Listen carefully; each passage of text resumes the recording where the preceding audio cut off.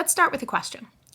Have you ever been working and you've gone through something unexpected in your personal life that's been so overwhelming, but you've had a boss that got it, whether they've been through something similar, but they knew to give you, whether it's some time off or support, whatever it is, having gone through it, it was so helpful because they knew exactly what you needed.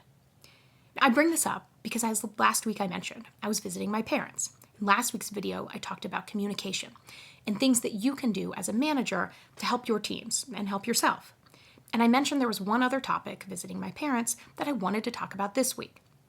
And this week's topic is with your employees, helping to support them in situations, whether you've experienced them previously or not. Now, why being at my parents' house made me think about this is because last fall, on the same day, both of my parents were diagnosed with cancer. I know, it was coincidental, it was awful, every emotion, and I promise you when it happened, I was not as put together as I am talking about it today. But as a small business owner, I work for myself, so I was trying to power through, do like a lot of people do, maybe especially in the US, and said like work's a distraction, so just get through things. I was lucky to be able to take time in January and kind of move things around to be there for them. They both had surgery, and they're both doing great today. But when I was visiting them, it reminded me of things that have happened in the past where I got support because leaders I had gone through similar things themselves. And so they took those experiences to help their employees. Case in point, 2 decades ago, my mother had also been diagnosed with cancer, and it was a lot tougher. But my boss at the time had gone through a similar kind of family tragedy, and she had said, I know it completely, take some time. And so I went, was able to go home for a few days, focus on it, and come back. And it was exactly that support that I needed. And again, she was like, I understand largely what you're going through. And so she was able to use her experience to benefit me. On a better note, when I was pregnant with my second child, I was an in-house counsel. And the company I worked for previously hadn't had maternity leave.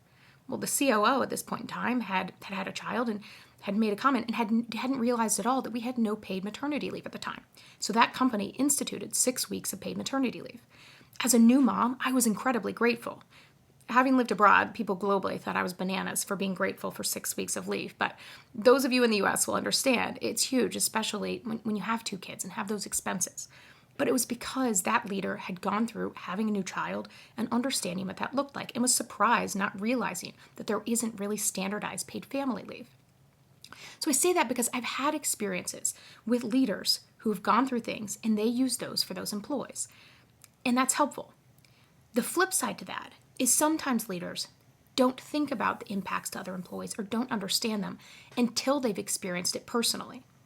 So if you have employees, for example, and you have an employee that has one car at home and their car breaks down, it may be incredibly frustrating. And understandably, as a manager, you have to figure out staffing. But you may get so frustrated that they have that car breakdown and take it out on that employee. Well, that employee on the flip side, from their perspective, may absolutely want to come and do a good job. And they may be living paycheck to paycheck and don't have savings built up to go to have their car repaired. So when that car breaks down, they're feeling in the pit of their stomach, afraid for their job. And so that leader can't understand what the employee's going through and thinks negatively because of that. Other things can happen. Things like last year I did a video on pumping at work, of how a lot of leaders don't understand what that's like, and they will make jokes about it or make comments when there's a lot of women who are coming back to the workforce, that pumping at work is a huge topic of conversation and a real stressor. So in this video, I just want to give 2 quick challenges. One of them is, as a leader, thinking about things that you've experienced in your life and how you can help employees with those, whether it's going through something with having personal health challenges or a family member, or had things come up unexpected and you have to deal with those. And thinking about that, when that happened and that overwhelmed you, did that mean you didn't care about your job? Or did it mean that you had something come up as a human and you needed to focus on that? But when you came back to work, were able to focus back on work. And what can you do as a manager to help employees think through those situations you've been through, that maybe you didn't realize how stressful it could be till you've gone through it? So sometimes now you may have leaders who are parents and their kids may be graduating college and they're applying for jobs. And they're saying, boy, they're applying and they're not hearing back from any of these interviews. It's wild, or they're getting ghosted.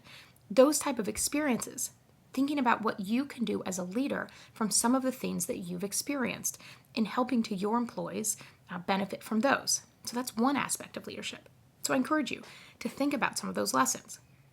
The other is with empathetic leadership, true empathetic leadership, is getting a sense of challenges that your employees may be going through that you've never experienced.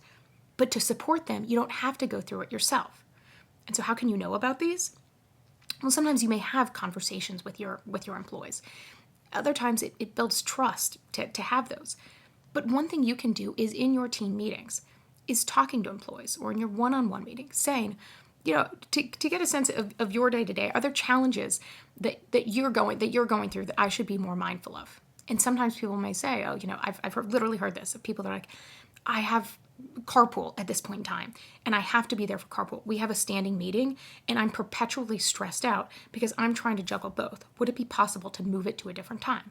That's a more simple one, but one that many bosses may not think of, and employees sometimes don't feel comfortable asking. But so asking your employees, again, whether it's a team environment or one-on-one, but to get a sense of what are challenges that you think I could have a better idea of thinking through and things I can do or we can do as an organization to support you. Again, it doesn't mean that action's going to happen. You can't wave a wand and change company policies or things like that overnight. But a big disconnect that can happen is employees, especially those in frontline or the lower end of the corporate ladder, who feel like they don't have this voice, but it's often the majority of your employees, but understanding what that experience is and what things they can go through. It may be things like, I'd love to have a one-on-one meeting set up regularly with you. It may be training that they'd like, or there may be things outside of work. I'd love to have some flexibility on this so that I can go and be present for my child's school event and not feel worried about taking that time off. But so having those conversations, so again, going through in your mind some of the things you've gone through and how you can think about that in the lens of your employees, including some of those that may not have savings, they may not have as flexible a schedule as you might in leadership. But then also having conversations with your employees, one-on-one or as a team, to get a sense of those challenges and what the reality is like, because that kind of communication can help to educate what that real experience is like. And so if your job as a manager is ultimately to get results, I say that manager method, everything I do is to help to get those results in the right way. So using that human lens, and whether it's giving reassurance to employees, if you have something come up in your house, let me know, because the last thing you want is for your employees to be more afraid of telling you about something than dealing with it internally. So that's my challenge, and make sure you get the Manager Method Minute on Thursday, where I'll give some specific tips on how you can do that as well. And if you like these as well, I've gotten some great feedback on the role plays I've done. So next week, I'll be doing role play of an empathetic manager to show what it can look like in practice.